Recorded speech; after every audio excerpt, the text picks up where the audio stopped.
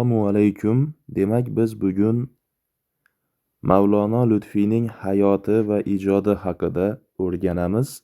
Bilamiz, Lutfiy bu Alisher Navoiyning ustozlaridan birisi hisoblanadi. 14-15 asrlarda demak, o'sha davrda o'zbek adabiyotini yetakchi namoyandalaridan birisi. Bilamiz, Lutfiy ham o'zbek ham fors tillarida ijod qilgan. Shuning uchun ham u ikki tilda ijod qiladigan zullisonayin ijodkor deb qaraladi. Lutfiyga o'z zamonasida Malik ul Kalom unvoni berilgan, ya'ni bu so'z podshosi degan ma'noni bildiradi. Bundan tashqari biz nimaga Mavlono Lutfiy deymiz? Bu yerda Mavlono so'zi aslida ulug' ustod degan ma'noni bildiradi. Alisher Navoiy ham o'zining Majolis un Nafois asarida shunday deydi. Mavlono Lutfiy o'z zamonasining Malikul Kalomi edi. Forsiy va turkiyda naziri yo'q edi va turkcha devoni ham mashhurdir. E'tibor qilamiz, bu birinchidan Majolis un Nafois Navoiyning tazkirasi, ya'ni mashhur ijodkorlarning ijodi va hayoti haqida umumiy ma'lumotlarni berib o'tgan. Bu yerda Lutfiyning Malik ul Kalom ekani, so'z podshosi ekaniga ikki tilda ham fors ham turk tilida tengi yo'q shoir ekaniga urg'u berilyapti. Shuningdek, uning turkcha devoni ham mashhurdir. Demak, forscha devoni ham bo'lgan va turkcha devoni ham bo'lgan. Ikki tilda devon yaratgan va turkcha devoni ham mashhurlikka erishgan. Lutfiyning devonida bir qancha janrlar mavjud. Misol uchun g'azal, qita, ruboiy, tuyuq va fard kabi janrlarda ijod qilgan. Endi biz Lutfiyning g'azallarini tahlil qilamiz. Birinchi g'azali, demak, maktab darsligida Sensan sevarim g'azali ekan.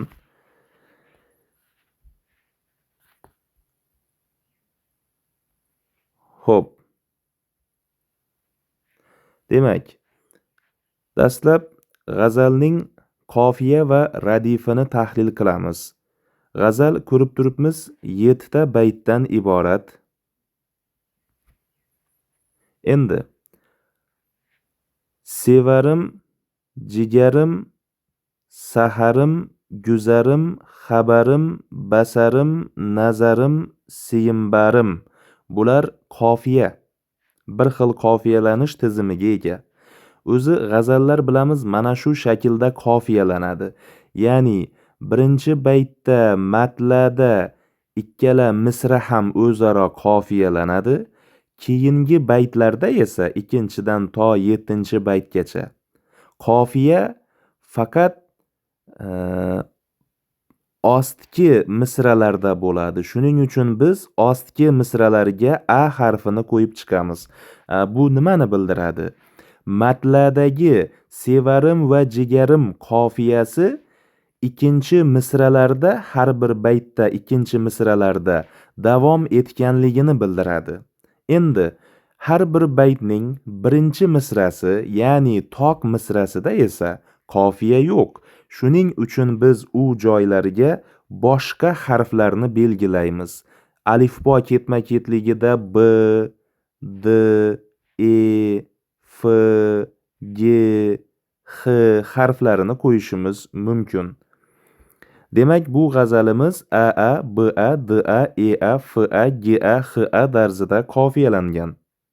Endi sevarim, jigarim deganda sevar, jigarni biz asos deb qabul qilsak, r harfi bilan tugagan r harfi raviy bo'ladi va qofiyaning qanday turi bor? Qofiyada im qo'shimcha mavjud bo'lganligi uchun bu mutlaq qofiya bo'ladi. Radifiga e'tibor qilamiz. Radifi mana xoh inon, xoh inonma. Bu bir necha so'zdan iborat bo'lgani uchun yoyiq radif yoki murakkab radif hisoblanadi. Endi radifining o'zida tazod san'ati yetakchilik qiladi. Ya'ni hamma baytda inon va inonma kelishi, radifda kelishi bu tabiiy hol. Endi qarang, o'zi bu ishonmoq va ishonmaslik bir fe'lning tasdiq va inkor shakli hisoblanadi. Bu narsa grammatikada antonimlikni hosil qilmaydi, bu antonim deb qaralmaydi, lekin adabiyotda biz buni bir-biriga qarama-qarshi holat sifatida tazodga olishimiz mumkin. Demak, bu g'azalning har bir baytida, radifida tazod san'ati bor. Demak, har bir baytda tazod bor. Shuning uchun biz tazod haqida gapirib o'tirmaymiz, hammasida borligini oldindan aytdik. Endi tahlilni boshlaymiz. Sensan sevarim, xoh inon, xoh inonma, qondur jigarim, xoh inon, xoh inonma. Ya'ni bu yerda sevadiganim sensan, bunga xohlasang ishongin, xohlamasang ishonma. Jigarim qon bo'ldi bu ishq sababli. Bunga ham ishonsang ishon, ishonmasang o'zing bilasan. Lekin asl vaziyat mana shunday deyapti. Endi qarang, bu birinchi baytda ishq azobi haqida gap ketyapti. Ishq azobi. Sensan sevarim deganda s bir xil tovushlar kelganligi uchun bu alliteratsiya san'ati bo'ladi. Tavzi deb ham aytamiz mumtoz adabiyotda. Mana bu yeriga yozib qo'yaman, tavzi. Alliteratsiyaning ikkinchi nomi. Endi qondur jigarim, bu albatta bo'rttirish, ya'ni mubolag'a san'ati hisoblanadi. Ikkinchi baytda boshqa rangga o'tamiz. Ikkinchi baytda hijron kechasi charxi falaka yetadi eymoh, ohi saharim, xoh inon, xoh inonma.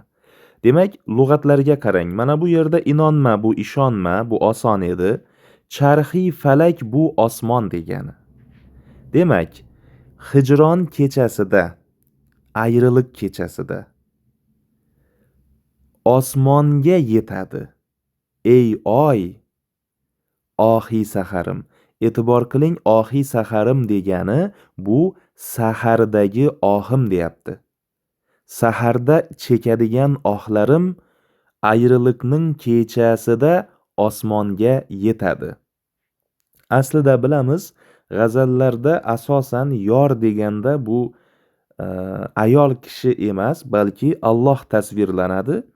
Endi buni biz agar zohiriy, yuzaki ma'nosidan tashqari buni botiniy, asl ma'nosiga, ichki ma'nosiga qarasak, go'zal ma'nolar kelib chiqadi. Ya'ni oshiqning sahardagi ohi aslida bu o'sha uni bomdoddan oldin tahajjud namozida chekadigan nolasi. Bu narsa ma'lumki osmonga, ya'ni Allohning dargohiga so'zsiz yetib boradi. Endi bu yerda she'riy san'atlar, ey moh, bu yerda oy deyish orqali yorga murojaat qildi, bu nido. Endi bundan tashqari yorni moh deya oyga o'xshatyapti. Bu istiyora. Xohlasak istiyora deymiz yoki tashbih desak ham bo'ladi. Xo'p. Endi osmongacha ohim yetadi deyish bu mubolag'aviy tasvir ekani ma'lum. Yuqorida ham aytdik, radif haqida gapirmaymiz, chunki radifda tazod borligini umumiy qilib aytdik. Demak, ikkinchi baytda ayriliq haqida gap ketyapti. Uchinchi bayt.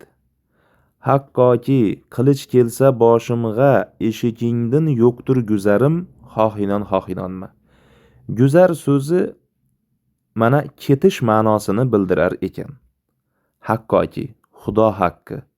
Qilich kelsa boshimg'a, ya'ni boshimga qilich kelsayam eshigingdan guzarim yo'q, ya'ni eshigingdan ketishim yo'q, ketmayman, eshigingda yotib olaman deyapti. Endi boshiga qilich kelmoq bu ibora, go'zal bir iborani qo'lladi, ya'ni bu yerda oshiqning sadoqati tasvirlangan. Qilich kelsa ham ketmaydi, haqiqiy sadoqat. O'limdan ham qo'rqmaydi. Endi albatta bu yerda maqol boshiga qilich kelmoq iborasi kelgani uchun bu irsoli masal bo'ladi. Irsoli masal sanatida faqat maqollar emas, balki iboralar ham qo'llanadi. Endi eshigingdan ketmayman deganda eshik so'zi uy ma'nosida kelyapti. Ya'ni qism orqali butunni ifodalash bu sinekdoha hisoblanadi.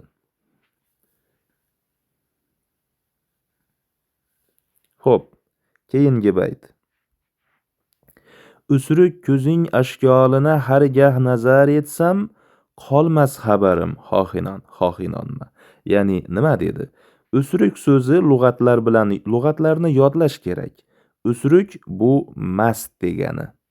Usruk ko'z bu mast ko'z. Mast ko'zlaring deyapti. Endi ko'zni mast deya sifatlash bu epitet bo'ladi. Epitet desak ham yoki sifatlash desak ham bo'ladi.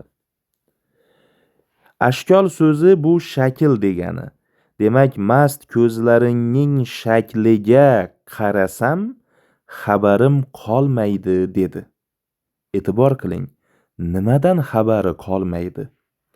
Oshiq yorning ko'zlariga qaraganda bu dunyodan xabari qolmaydi. Ya'ni dunyoni unutadi. Ko'zlar uni sehrlab mast qilib qo'yadi, sarxush qilib qo'yadi, karaxt qilib qo'yadi. Dunyoda nima bo'lyapti? Loqayd yorni ko'ziga qarab o'tiraveradi. Hattoki uni qo'lini kesib ketsangiz, oyoqlarini kesib ketsangiz ham u bilmaydi hech narsani. Chunki u bu dunyodan bexabar bo'lib qoladi. Endi bu yerda g'aflatdan uyg'onish masalasi bor. Ya'ni inson Allohning jamoliga g'oyibona qalban nazar tashlaganda, ibodat chog'ida Allohga berilganda, uni Allohga mast bo'lib bu dunyoni unutadi. Bu dunyodan bexabar bo'ladi va g'aflat ko'zlari ochilib haqiqatni ko'radi. Aslida bu narsa uyg'onish hisoblanadi. Haqiqatni anglash hisoblanadi. Ya'ni haqiqiy, boqiy dunyoga, u dunyoga yuzlanish, bu dunyoni esdan chiqarish va haqiqiy u dunyoni o'ylash masalasi bu yerda go'zal shaklda berilyapti. Xo'p. Demak, yorni ko'zlariga qaraganda hamma narsani unutaman deyish bu aslida bo'rttirish, mubolag'ani ham hosil qiladi. Keyingi bayt. Yaqub Bikin. Bilamiz, bu Yaqub alayhissalom g'azallarda ko'p keladi. O'g'li Yusuf alayhissalomdan ayrilganidan keyin o'g'lini sog'inib yig'layvergan va ko'zidan yoshlar oqqan, yosh tugab qonlar oqqan, qonlar tugab ko'zi ko'r bo'lib qolgan. Toki Yusuf alayhissalomni oradan qancha yillar o'tib o'g'lini ko'rmaguncha ko'zi ochilmagan. Demak, oshiq shuning uchun ham oshiq g'azallarda o'zini ko'r bo'lib qolgan Yaqub alayhissalomga qiyoslaydi, go'zal ma'shuqasini esa Yusuf alayhissalomga qiyoslaydi. Usruk ko'zing, Yaqub Bikin, Yaqub payg'ambar kabi ko'p yig'idan, ko'p yig'laganimdan sensiz Qolmadi. Nima qolmadi? Yig'layverganimdan nima qolmadi? Nuri basar. Basar bu ko'z degani. Demak, ko'zimning nuri qolmadi deyapti. Demak, Yaqub bikin deganda Yaqub payg'ambarning ismi keldi talmih. Bikin bu kabi degan qo'shimcha. Yaqub payg'ambarga o'zini o'xshatdi tashbih. Bundan tashqari ko'zini nuri qolmagani bu mubolag'a bo'rttirish. Bu baytda ham ayriliq azobi tilga olinyapti. Xo'p. Oy yuzingga ko'z solg'ali o'zga kishi birla yo'qtur nazarim xohinon-xohinonmi. Ya'ni oyday yuzingga faqat o'zim termulishni xohlayman. Boshqalar bilan birga qarashni xohlamayman, chunki boshqalardan seni rashk qilaman degan ma'no bor. Oy yuzingga, yorni yuzi oyga o'xshatildi. Bu tashbih.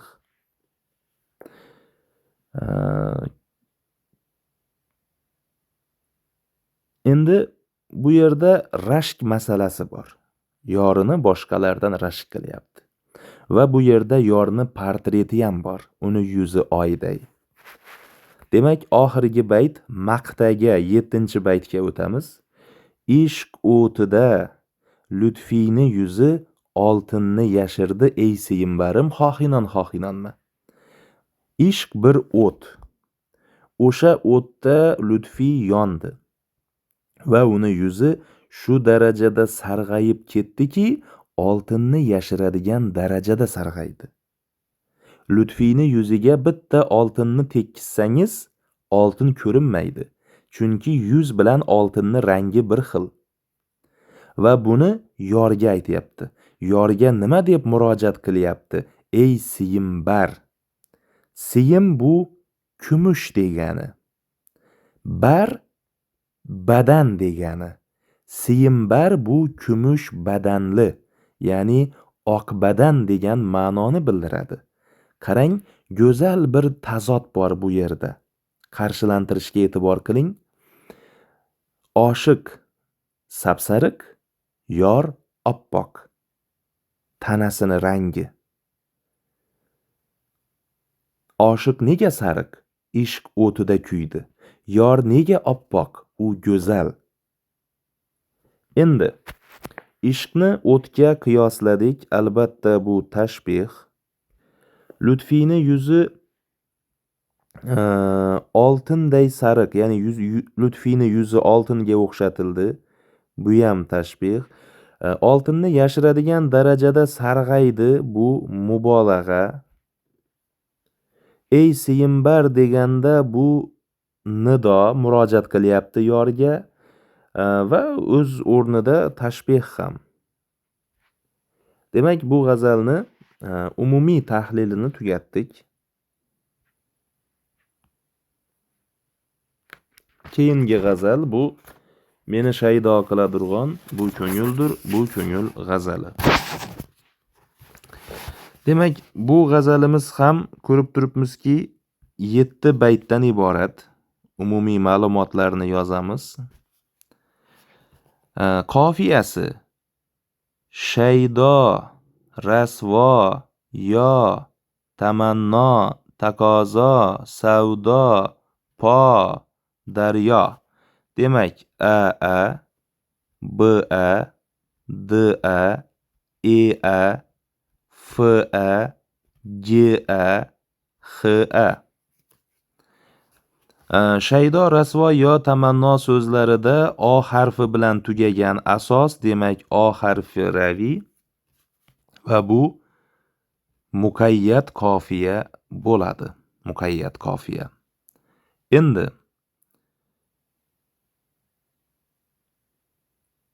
radifi qiladirg'on bu ko'ngildir, bu ko'ngil. Mana 1, 2, 3, 4, 5 ta so'zdan iborat.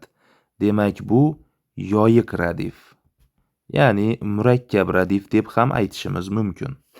Endi radifini o'zida ko'ngil so'zi takrorlanib kelyapti. Bu degani g'azalni har bir baytida radif bormi? Demak, har bir baytida takrir bor. Har bir baytda takrir bor. Demak, takrirni gapirib o'tirmaymiz baytlar tahlili davomida. Bundan tashqari har bir baytni mohiyatiga qarasangiz, ko'ngil jonlantirilgan. Ko'ngil nimadir qilyapti. U insonday harakatlantirilyapti. Demak, har bir baytda ko'ngil tushunchasi bu tashxis bo'ladi. 7 ta baytda ham takrir bor, 7 ta baytda ham tashxis bor. Chunki takrir va tashxis bu baytlarni radifida ko'rinib turibdi. Shuning uchun umumiy gapiryapmiz. Endi har bir baytning tahliliga o'tamiz. Birinchi bayt. Meni shaydo qiladirg'on bu ko'ngildir bu ko'ngil, xoru rasvo qiladirg'on bu ko'ngildir bu ko'ngil. Mazmuni tushunarli. Meni shaydo qilgan ko'nglim bo'ladi.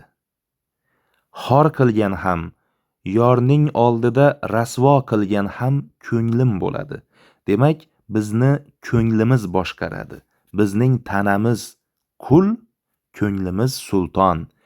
Ishq ko'ngilga tushadi, Allohning ishqi. Va o'sha ko'ngil butun tanani boshqaradi. Xo'p, xor va rasvo so'zlari uyushuq holatda kelgani uchun biz buni ta'did deb qabul qilamiz. Bundan tashqari oshiqning ahvolini bu yerda mubolag'a deyishimiz mumkin, bo'rttirish. Ya'ni oshiqning ahvoli berilyapti bu yerda. Ikkinchi bayt. O'qdayin qomatimizni qora qoshliqlar uchun muttasil yo qiladirg'on bu ko'ngildir bu ko'ngil. E'tibor qiling. Oshiqning qomati bu o'qday edi. Tashbih. Endi o'sha qomatni, tik qomatni go'zallar uchun yo qildi ko'ngil, yo. Demak, qomat o'qday edi, endi yoyga o'xshab qoldi. Yoy bu yerda kamon ma'nosida. Ye harfi vazn talabi bilan tushib qolgan. Demak, bu yerda qomat ham o'qqa, ham yoga o'xshatilyapti. Bu tashbih. Bundan tashqari o'q bilan yo tazod, biri tik, biri egri bo'ladi. Endi o'q bilan yoy bir-biriga mazmunan yaqin so'zlar, bu tanosib.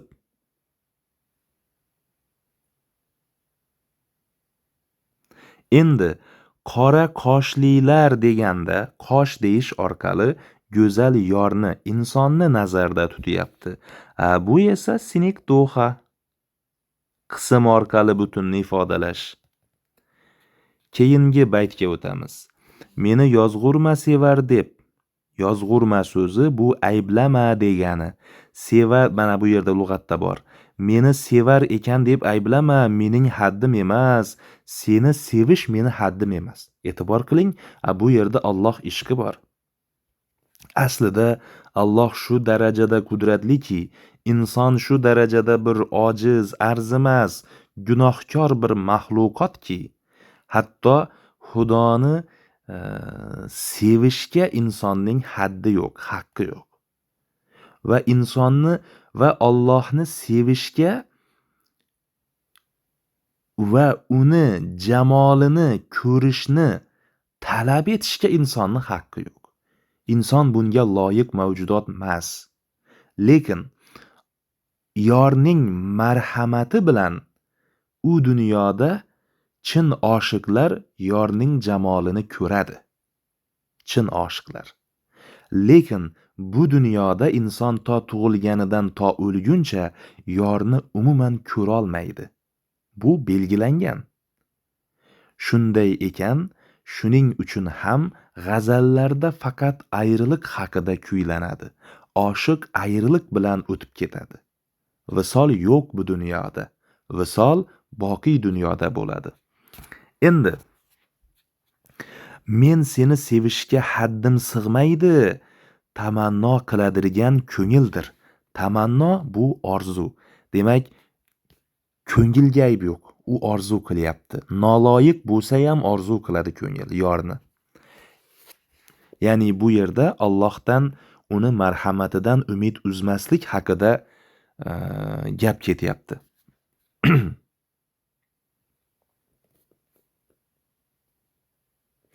Xo'p, baytda men so'zi takrorlanib keldi. Buni takrir deyishimiz mumkin. O'zi takrir haqida aytgan edik. Ko'ngil jonlantirilganligini, tashxis ekanligini ham aytdik har bir baytda. Xo'p, keyingi bayt. Borma derlar eshiki sori damodam. Netayin ko'p taqozo qiladirg'on bu ko'ngildir bu ko'ngil. Ya'ni yorning eshigiga boraverma deydilar. Lekin nima qilay? Ko'nglim shuni xohlaydi. Ko'ngil shuni taqozo qiladi. Bu yerda eshik so'zi orqali yorning uyi, dargohi tushunilyapti, ya'ni masjid tushunilyapti. Bu siniktoxa qism orqali butunni ifodalash. Xo'p, keyingi bayt. Tori mo'yin havasi birla qorong'u kechada jonni savdo qiladirg'on bu ko'ngildir, bu ko'ngil. Ya'ni tori mo'y, mo'y bu soch, tor tola. Demak, sochini bir tolasiga havas qilib qorong'u kechada jonimni savdo qilib yuborgan bu ko'ngil deyapti. Qarang, ko'ngil nima qildi? Ko'ngil shu darajadaki, qorong'u kechada yorni bir tola sochiga erishish uchun jonni berib yubordi. Ya'ni jondan kechdi oshiq. Jonni berib yuborish bu o'limni bildiradi. Oshiq o'ldi. Bir tola sochga oshiq o'zini bir jonini, tiriklikni barter qilyapti. Ya'ni savdo qilyapti. Ayir boshlayapti. Mana oshiqning sadoqati, muhabbati, jon kuyarligi qayerda? Endi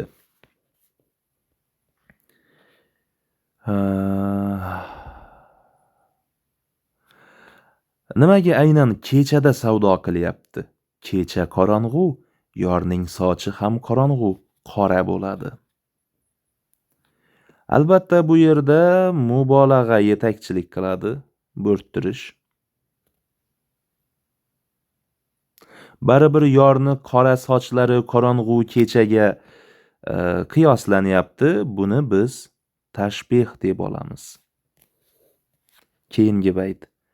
Dushman u do'st orasinda meni g'ofilni mudom besarupo qiladirg'on bu ko'ngildir, bu ko'ngil. Demak, dushmanlarni, do'stlarni orasida men g'ofilni, g'ofil degani haqiqatni ko'rmaydigan ko'zi ko'r. Biz insonlar hammamiz g'ofilmiz. Chunki haqiqatni, Allohni ne'matlarini, uni buyukligini ko'rish o'rniga, faqat unga sig'inish o'rniga biz ko'zimiz ko'r bo'lib, g'ofil bo'lib, bu o'tkinchi dunyoni ortidan quvamiz. Bizni g'ofilligimiz shu yerda. Asosiy vaqtimizni bu dunyo ishlariga ajratib qo'yamiz. Endi besarupo e'tibor qiling. Sar degani bu bosh fors tilida. Besar bu boshsiz. Po oyoq. Demak, bu degani boshsiz va oyoqsiz, qo'l oyoqsiz qilib qo'ydi meni ko'nglim deyapti. Do'st dushman orasida. Bu ko'ngil. Aslida bu yerda dushmanlar kofirlar, do'stlar bu musulmonlar. Shularni orasida men g'ofilman va meni qo'l oyoqsiz qilib qo'ydi bu ko'ngil deyapti. Xo'p, ilojsiz, chorasiz degani. Endi she'riy san'ati. Dushman va do'st so'zlari bu tazod, antonim. Bundan tashqari uyushib kelyapti ta'did. O'zi besaru po deganda ham qo'l oyoq ham tazod bo'ladi, ham uyushib kelyapti ta'did bo'ladi. Endi bu qo'l oyoqni tanosib desak ham bo'ladi, baribir insonning tana a'zolari. Xo'p, maqtaga o'tamiz. O'zgadin ko'rma ki ko'zing yoshini ey lutfi, ayni daryo qiladirg'on bu ko'ngildir bu ko'ngil. E'tibor qiling nima deyapti. Ey lutfi, shoir o'ziga o'zi murojaat qildi, biz buni albatta nido deb olamiz. Lekin unutmang, bu talmih emas. Shoir aynan o'zini tahallusini keltiradi, maqtada bu talmih emas. Chunki shoir o'zini emas, o'zidan oldingi davrda yashab o'tgan mashhur shaxslarning ismini keltirsa, o'shanda talmih bo'ladi. Sulaymon, Yaqub, Ishoq, Ibrohim desa. Endi Lutfiyni ko'z yoshlari daryo bo'lib oqyapti. Ko'z yoshlari daryoga o'xshatildi. Bu tashbih va mubolag'a. Bunga hech kim aybdor emas. Buni o'zgadan ko'rib yurma, bunga ko'ngilni o'zi aybdor, deyapti. Yaxshi. Demak, biz keyingi g'azalga o'tamiz. Keyingi g'azal oyoqingga tushar har lahza gisu. Demak, e'tibor qilamiz. Bu yerda har bir baytida, bu shunday g'azalki, har bir baytida maqol bor. Mana birinchi baytda chiroqning tubi qorong'u bo'ladi degan maqol. Bu maqol bugungi kunda ishlatilmaydi. Oqqan ariqqa oqar suv, ya'ni oqqan daryo oqaveradi. Bu maqol bugun ishlatiladi. Kishining ko'zidir tarozu, insonning ko'zi tarozidir degan maqol o'sha davrda ham bo'lgan. Qo'rqar qayda kim qon ko'rsa hindu, hindu qon ko'rganda qo'rqmaydi maqoli ham o'tmishda bo'lgan. Tilagonni tilagu, tilagan odam tilagiga yetadi degan maqol bugun ham bor. Demak, bu har bir baytda maqol bor degani, har bir baytda irsoli masal san'ati bor, maqol kelgani uchun. Endi g'azalimizni umumiy ma'lumotlari 5 baytdan iborat. Qofiyasi gisu qorong'u, suv, tarozu, hindu, tilogu. A, B, D, E, F, A. Bu yerda qofiyadagi u harfi ravi bo'ladi, cho'ziq unli bo'lgani uchun. Ravi bilan tugagani uchun bu muqayyat qofiya bo'ladi. Radif yo'q.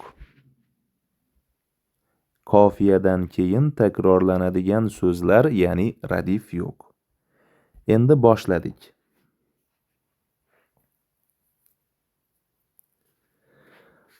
Oyoqingga tushar har lahza gisu. Gisu lug'atda ham bor, bu soch. Soching har on oyog'ing tagiga tushib turibdi. Maqol bor, o'zi masal so'zi bu maqol degani. Maqol borki, chiroqning tubi qorong'u bo'ladi. Ya'ni nima deyapti? Misol uchun, yorni sochi oyog'ini ostiga tushib tursa, uni butun tanasi qop-qora soch bilan yopiladi, to'g'rimi? Lekin uni yuzidan nur chiqib turadi. Bu holat xuddiki qorong'u kechada shamning, chiroqning yonib turishiga o'xshaydi. Chiroqning yonib turgan, chiqib turgan nuri yorni yuzi.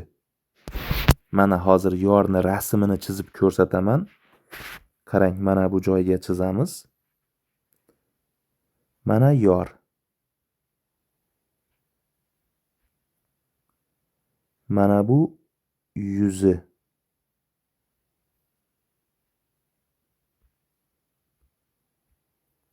Endi buni yorni sochi oyog'ini tagiga tushadigan bo'lsa, mana qarang, qanday bo'ladi u soch. Butun tanani qop-qora soch qoplaydi mana. Mana. Lekin yorni yuzidan nima chiqib turadi? Sariq nurlar mana.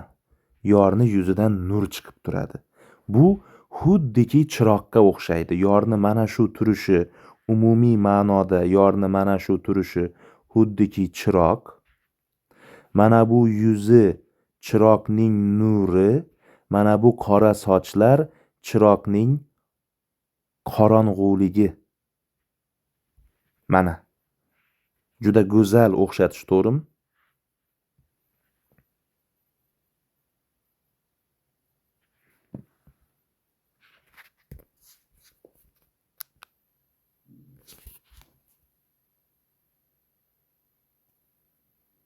Xo'p, g'azalga qaytamiz.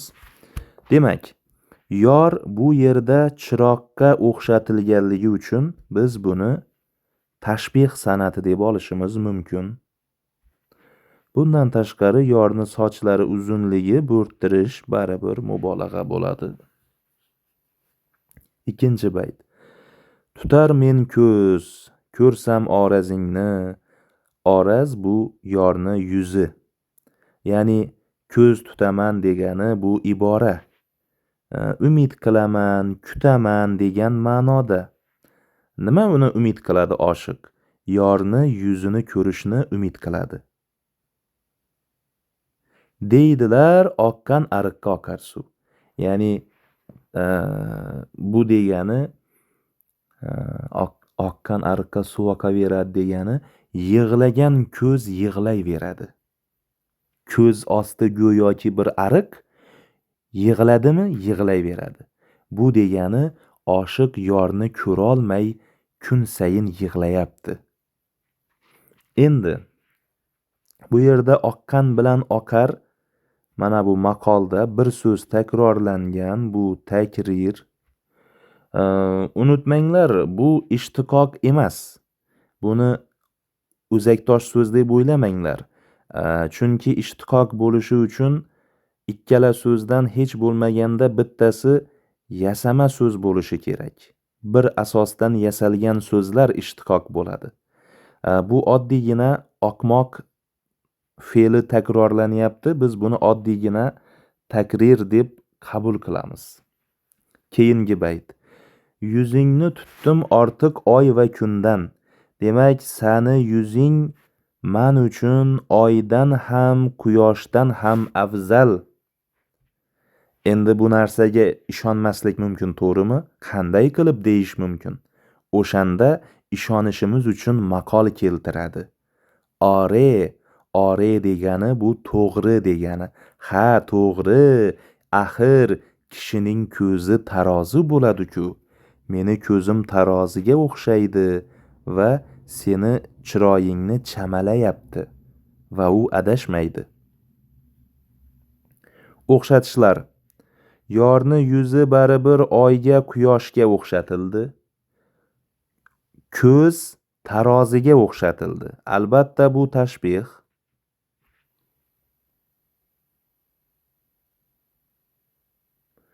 Oy va kun so'zlariga qarang. Oy va quyosh ham uyushib kelyapti, ta'did. Ham oy va quyosh osmon jismlari uyadosh so'z, tanosib. Ham yorni yuzini shu darajada bo'rttirib tasvirlayapti, mubolag'a. Keyingi bayt. Seni ko'zing qonimdan iymanmaydi, ya'ni qo'rqmaydi, qonimni ko'rib xijolat bo'lmaydi. Bu ajabdir. Chunki qo'rqar qayda qon ko'rsa hindu. Hindu qon ko'rganda nima qilmaydi? Qo'rqmaydi dedi. Demak, oshiqning ko'zi baribir qora bo'lgani uchun hindularga o'xshatilyapti. Hindu qondan qo'rqmagani kabi Oshiqning ko'zi ham qondan qo'rqmaydi. Yorni ko'zi deyishim adashdim. Bu tashbih. Ikkinchi qatorda qo'rqar, qaydagim, qon deganda 3 ta so'z k bir xil tovushlar bilan boshlandi. Bu alliteratsiya, ya'ni tavzi'. Ko'z qondan iymanmayapti. Baribir ko'zni iymanishi bu tashxis, jonlantirish.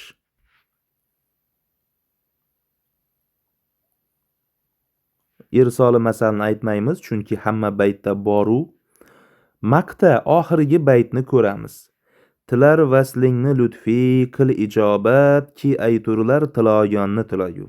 Lutfiy seni visolingni tilayapti, uni niyatiga yetkazgin, chunki tilagan inson tilagiga yetadi degan maqoldan men umid qilaman baribir. Endi qarang, tilagan bu tilamoq fe'li, tilagu deganda tilak bu nima? Ot. Ya'ni tilak so'zi tilamoq fe'lidan yasalgan. Mana bittasi yasaldimi? Endi tilagan bilan tilakni asosi bir xil, bular o'zakdosh so'z deb endi siz ishtiqoq desangiz bo'ladi.